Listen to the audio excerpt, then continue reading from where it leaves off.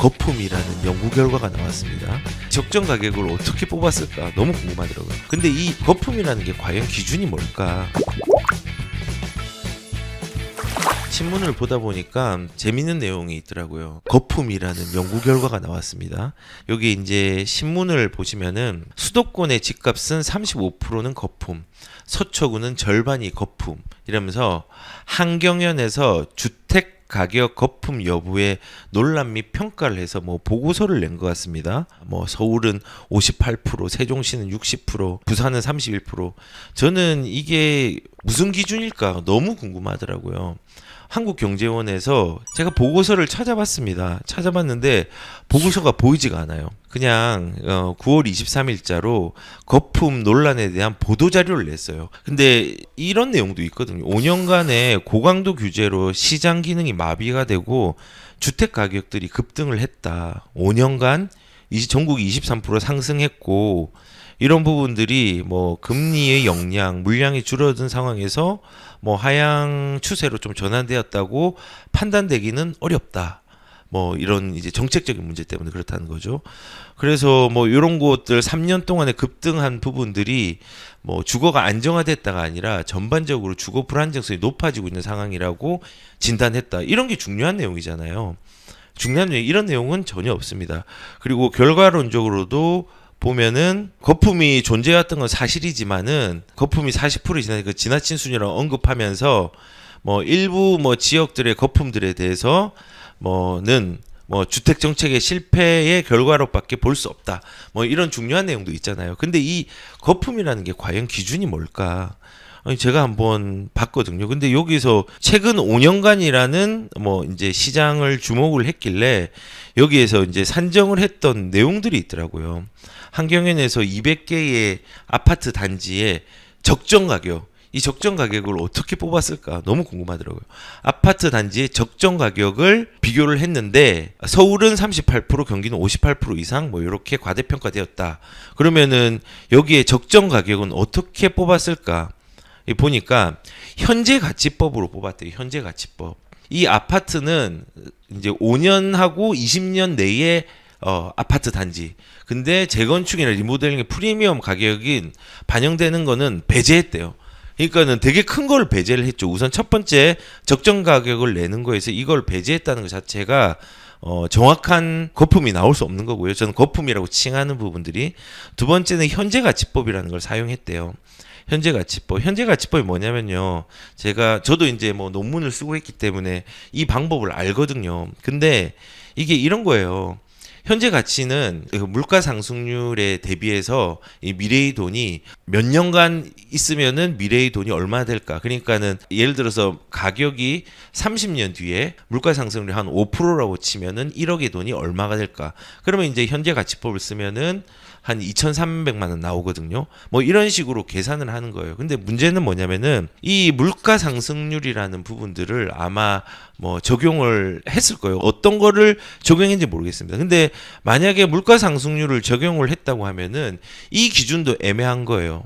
왜냐하면 인플레이션을 저는 적용을 했다고 생각을 하거든요. 인플레이션 같은 경우도 사실은 이게 이제 물가 상승률인데 1년치를 대비하면은 한 4%대 정도를 반영을 해야 되고 5년치를 적용을 하면은 이제는 또 한 3%대를 적용을 해야 되고 10년치를 적용을 하면은 또 다른 숫자를 적용해야 되고 25년 그다음에 최대로 하면은 이렇게 그 물가 상승에 대해서 적용해야 되는 변수들이 굉장히 많습니다. 연구할 때 항상 연구의 한계를 마지막에 쓰고 연구에 대한 오류가 날 수 있는 게 뭐냐면요. 통계의 시점과 통계의 모수와 표본들을 어떤 식으로 수집할 것인가에 대한 부분들이 너무 중요하거든요. 너무 중요한데 여기서는 현재 가치법을 써가지고 적용을 시켰죠. 근데 이제 이걸 몇 년도까지 할 것인가, 어느 정도까지 적용시킬 건가, 이것도 기준이 애매합니다. 이게 5년, 10년, 15년, 20년이 다 다릅니다. 근데 이 기준을 해가지고 아파트의 전세 가율이라든지 뭐 연간 수익률을 산출한 다음에 시장 금리를 적용했다고 하는 거예요. 이것도 그러면서 적정 현재 가치를 도출했습니다. 그러니까는 뭐 월세가가 사실은 그 아파트의 가치 상승과 좀 유사한 패턴으로 가기 때문에 이거를 쓰고 시장금리도 적용을 했다고 했는데, 마찬가지로 시장금리도 보면은 이렇거든요. 시장금리가 언제 적용하냐에 따라 다른 겁니다. 옛날에는 6%대가 있었고요, 5%대가 있었고, 0%대가 있었고, 2%대가 있습니다. 이거를 또 몇 프로를 평균으로 내서 가느냐에 따라서 사실은 현재의 가치가 달라지거든요. 그래서 제가 이제 말씀을 드리고 싶은 건요, 연구자가 어떤 의도를 가지고 어떤 기간 내로 설정하냐에 따라서 거품의 비중과 이런 것들은 전혀 달라진다는 거예요. 그래서 지금 뭐 거품이 꼈다라는 이 부분들은요, 극단적인 버블 현상이 관찰됐다고 했는데요, 저는 이 버블의 기준들을 어떻게 판단하는지 아직까지도 애매합니다. 그리고 지금 현재만 이런 버블에 대한 연구가 있었던 게 아니라요, 예전에 보면은 2006년도 보이시죠? 강남의 아파트가 거품이 심해 전국의 평균 2배. 과거에도 이런 거품에 대한 연구가 분명히 있었습니다.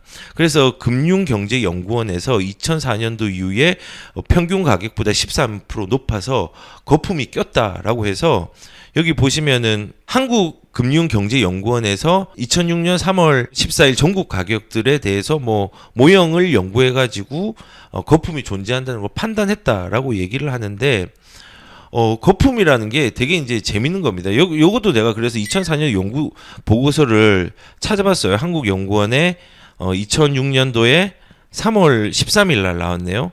요거를 이제 찾아보니까 여기도 이제 보시면은 실질적으로 가격들이 올랐다.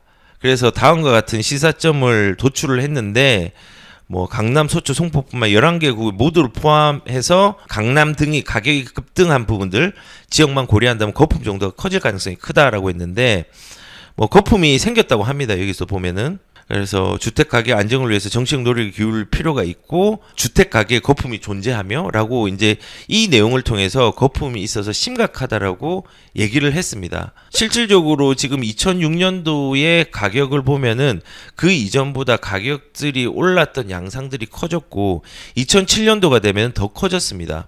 더 커졌는데 문제는 2007년도 이후에 둔화되다가 지금 시장은 이 거품이 무색할 정도로 훨씬 더 가격들이 많이 올랐습니다. 근데 생각을 해보면은 2006년도의 가격들로 우리가 인플레이션이 되기 전의 가격들로 대비해보면요, 이 가격은 비싼 게 아니었습니다. 지금 생각하면 거품이 아닌 겁니다. 그 당시는 거품이었지만요. 그리고 2020년도도 보면은 이런 거품에 대한 연구들이 굉장히 많았습니다. 거품이 많아서 이때도 강남이 거품이다, 뭐 문제가 많다라는 얘기들을 많이 하고 있어요. 뭐 분석 기간 중 1회 이상의 거품이 1회 이상의 거품이 발생했는데, 이거는 가격이 올랐다는 거거든요. 거품이 6개월 발생하였으며, 이런 내용들이 되게 많습니다. 그리고 2020년도에 또 국토위원회에서도 이런 거품에 대한 부분들이 있었습니다.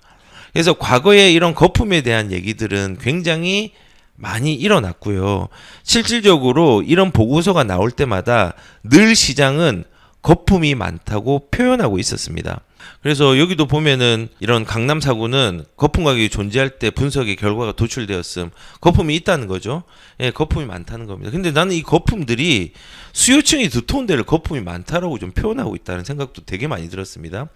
결국은 2006년도에 시장의 뭐 거품의 보고서를 보면 그때도 심각했다라고 했지만은, 지금 2022년도에 보니까 그때의 가격들이 거품이 였을까라고 생각할 정도로 우리의 화폐 가치가 떨어지고 인플레이션이 일어났고, 아마도 2022년도에 시장에 이때도 굉장히 크게 상승해서 거품이라고 했지만은 2021년도에 급등장이 일어났고요. 지금은 또 조정장이 있어서 이제 거품이 꺼진다고 생각하지만은 시장은 늘 순환하였기 때문에, 그거는 제가 저번 시간에 정말 입이 닳도록 말씀을 드렸는데, 예, 보시면은 상승과 하락이 결합하여서 작은 하락과 작은 상승이 우상향을 이루고 있다는 것들을 알 수 있습니다. 동전의 양면과 같다고 했습니다. 그리고 과거에 이제 거품 때문에 이런 얘기도 있었어요. 2008년도에 보면은 노원, 도봉, 강북, 중랑, 금천, 계양, 의정부에서 신버블로 이제 됐다고 합니다. 단기적으로 급등하면서 가격 급등에 대한 거품이 2008년도에 이런 지역에서 생겼다고 합니다. 2008년도. 그러면 지금 보시면은 2008년도가 이쯤인데 이 급등을 하는 시기가 있었죠. 노원구 보시면은 여기 보시면 굉장히 요 라인이 이제 크게 오른 구간입니다. 그러니까는 우려가 있다는데 가격이 좀 잠잠해지긴 했어요. 근데 결국은 이게 거품이라고 하지만은 실질적으로 이때 가격들은 지금에 비해서는 굉장히 싼 거에 속했습니다. 지금 사실은 더 많이 올랐죠. 그러니까 거품은 변증적으로 계속 쇄신되는 거예요. 기준이 없는 거예요. 그래서 이런 이제 신문이 나오면은 뭐 거품이다, 이제 큰일 났다 하지만요. 아마도 10년, 20년 뒤에 보면은 이게 과연 거품일까? 불과 2030년이 좀 넘어가도 이게 거품일까라는 생각들이 많이 들 겁니다. 뭐 노원 같은 경우도 실제로 한번 뭐 들어가 보면은 노원 뭐 아무데나 들어가 볼게요. 이때도 보시면은 이게 2008년도거든요.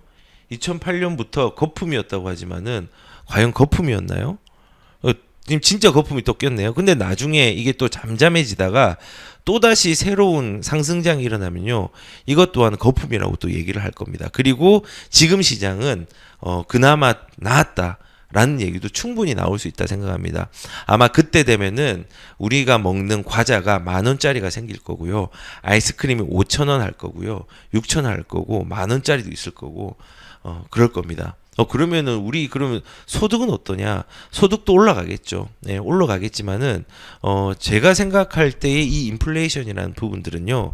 우리가 막을 수 없는 거예요. 그걸 인정을 해야 됩니다. 그리고 이 인플레이션이 빠르게 올라갈 때가 있고 느리게 올라갈 때가 있는데 이거를 완급 조정하는 게 이제 뭐 미국 같은 경우는 이제 금리를 조절해서 뭐 페드에서 그런 역할을 한다든지 우리나라도 정책적으로 그런 역할을 하는 거죠. 그래서 우선은 이런 거품에 대한 얘기들이 굉장히 많이 나왔는데 개인적으로는 이 거품에 대한 기준들은 사실상 정확한 게 없고 여기에 연구의 논문들을 한번 제가 살펴보면요. 연구의 논문에서 항상 말한 것처럼 연구자는요. 자기의 안전책들이 있어야 되거든요. 그래서 연구의 한계를 꼭 적어요. 맨 마지막에. 그 한계를 보면요. 기준이 없고 접근하기 조심스럽고 이런 내용들이 기조에 깔려 있습니다. 그러니까는 믿을 만한 지표와 지수와 이런 게 안 되는데 이런 부분들이 아까 전에 보신 바와 같이 신문에 나오니까 큰일 났다. 이제 거품이 꼈다라고 1차적인 해석을 하고 판단하시는 분들도 분명히 저는 있을 거라는 생각이 듭니다. 그래서 제가 이렇게 말씀을 드리는 게 뭐 길게 얘기하지 않아도 되는 내용일 수 있지만은 과거에도 이런 일이 있었다라는 부분들을 제가 조금 말씀을 드리고 싶었습니다.